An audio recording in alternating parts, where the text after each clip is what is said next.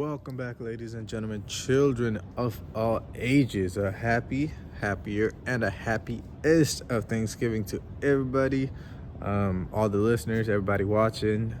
Even if you're not watching, a happy Thanksgiving to you. Hopefully, you guys have a wonderful day planned ahead. Finishing with a delicious turkey, mashed potatoes, mac and cheese, and every other thing you like on your plate. Hopefully, you guys get stuffed. But before you guys get to the dinner portion of it, to kick off our mornings, to kick off our noons, to kick off our days, we are kicking off with week 13 of NFL action with a tradition unlike others. And in this one, we are kicking off first in the NFC North between two divisional rivals who play on Thanksgiving Day almost every year. And in this one, we are kicking off with the Chicago Bears traveling to Detroit to take on those Detroit Lions. And in this one, we have to roll with the Lions. Why? Because those fans have suffered a lot during Thanksgiving. This has been essentially their Super Bowl, essentially till last year. Now they actually have expectations of actual Super Bowl and hoisting that Lombardi and everything that comes along with that pressure comes along with the privilege of playing at a high level, playing at a dominant level. Arguably the best football team overall without, their best defensive player. The safeties have been going off. Aaron Glenn, I think, against a rookie quarterback. As much as everybody wants to look at Ben Johnson and the offense, even without Hutchinson, the defense has looked phenomenally well. Functionally, Zadarius Smith just came in and seamlessly fit into that defense, amongst other things. And then Chicago Bears, on the other hand, no run game, unlike the Lions. Variety of passing options, similar to the Lions, yet a rookie quarterback sitting behind a line that's on the opposite spectrum of what the offensive line in Detroit is doing. Defensively, I don't think that Chicago Bears defense is as connected as we had hoped for. Jalen Johnson, one of the best cornerbacks. Montez Sweat and the boys up front, they're solid, but they have not been getting the job done recently, probably since that loss to the Commanders. So they're still reeling. They're going to figure stuff out. It won't be this year, unfortunately, for them. They might head into a different direction with the head coach. They have a lot of mess going on. Lions in this one, maybe by a lot. Next one up, talk about two terrible franchises currently in the NFC East. Another tradition like no other. Cowboys are back on your Thanksgiving TV.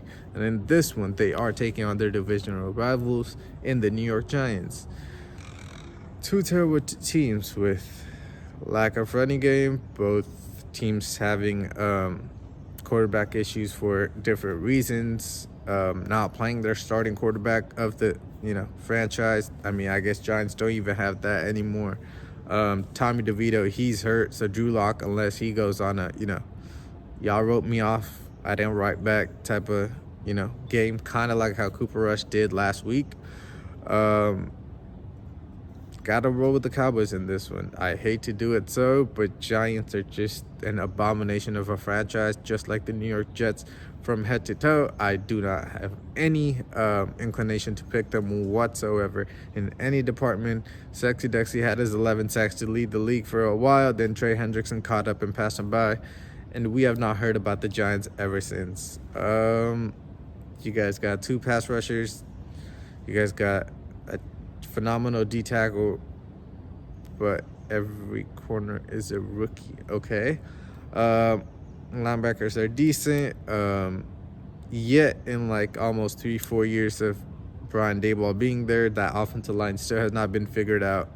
I think they need a clean house. Yesterday I saw there was reports of Aaron Rodgers, Devontae Adams with Bill Belichick, probably Lombo going to be their GM, Matt Patricia, coordinator, and Josh McDaniels, the offensive coordinator.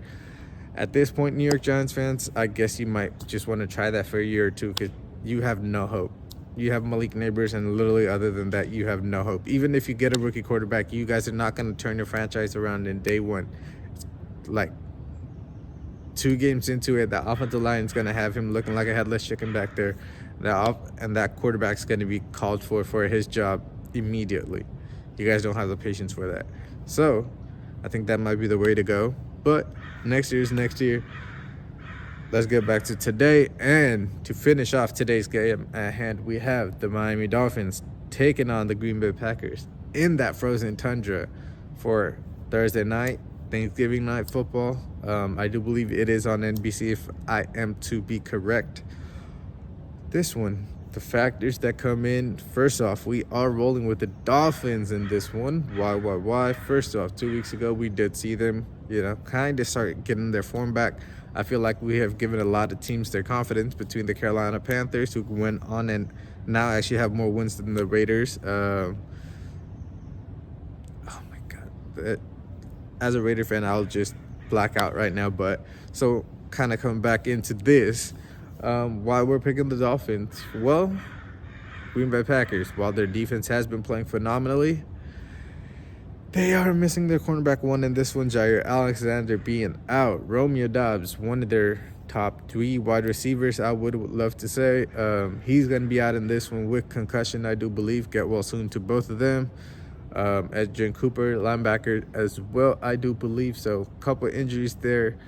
Dolphins, on the other hand, first off, they need to prove off and they need to throw off the smell of that Kansas City loss in the frozen tundra last year in Kansas City. So they need to kind of, get another win to kind of get that monkey off their back to hopefully go, have that mental edge possibly later on in the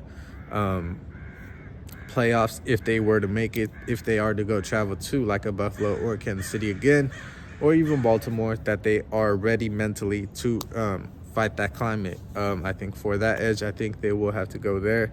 I think this game will be run game prevalent. We just saw Josh Jacobs go crazy for 3 touchdowns, I do believe, over 100 yards in his last game. Miami's front seven are going to have to come out to, slow that front down, because this year, Packers, everything that they are working on in their passing game is kind of a built off that running game with Josh Jacobs.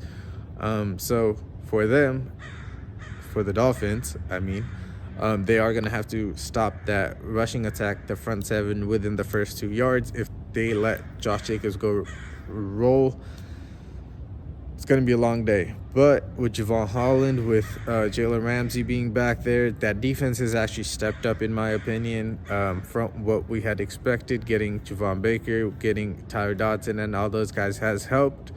It has taken, Anthony Weaver like almost half a season to kind of integrate those guys and everybody kind of get on the same page.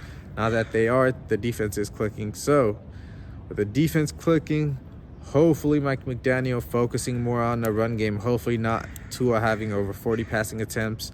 If they control the game clock, if they control the tempo of the game, and if they can control the game with the run game, I think it will be a very hard hitting matchup, a very close matchup, but the Dolphins do come out on top.